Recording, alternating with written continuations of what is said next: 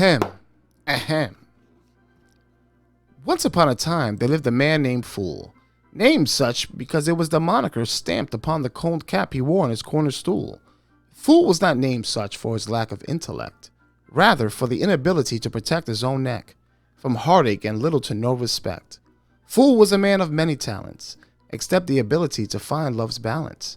Fool made it very easy to be deceived, for Fool wore his heart on his sleeve. One day, Fool had a chance encounter with a woman named Biz that would soon be his counter.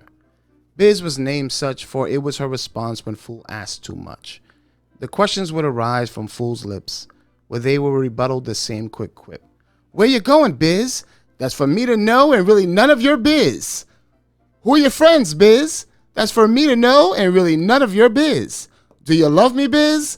That's for me to know and really none of your biz." And so on and so forth. Fool endured this abuse, never seeing his own worth. Everyone in Fool's village knew what the result of such actions would be. And no matter how many times people advised against it, Fool just couldn't see.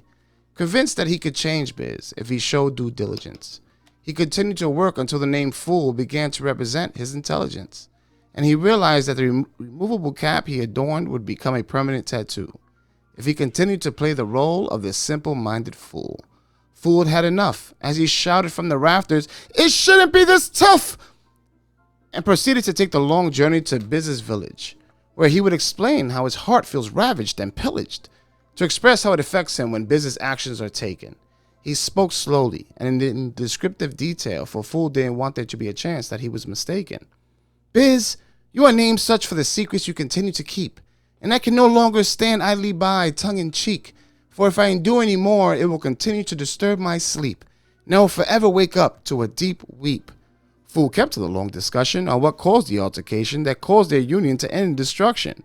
Leaving Biz's village, Fool ended the conversation, stating, "If I stay, I already know the repercussions.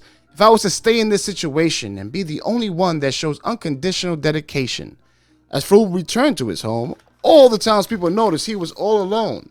Fool exclaimed, "Yes, I have done the opposite of what you all feared," and the entire village shouted and cheered. He did so not to be seen as smart or cool. He was just simply exhausted of being the town's fool. When, just then, Biz appeared out of the lion's den. "Fuck you! I hate all of you! This is none of your biz! It's between me and the fool!" And so Fool quickly grabbed Biz's arm and off into his abode he went, as Biz professed her love and how she could repent.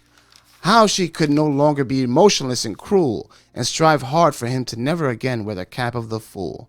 And as the townspeople waited outside to throw stones at someone so fake, when they came out hand in hand, everyone realized, sometimes you gotta let a fool make his own mistakes.